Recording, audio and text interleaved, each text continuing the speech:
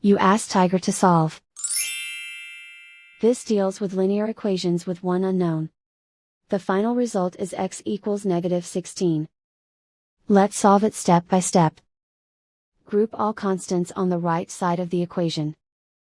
Subtract 13 from both sides. Group like terms. Simplify the arithmetic.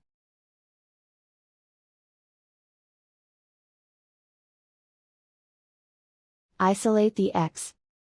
Divide both sides by 2. Simplify the fraction. Find the greatest common factor of the numerator and denominator.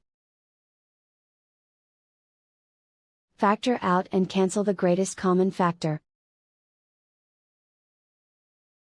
And so the final result is x equals -16.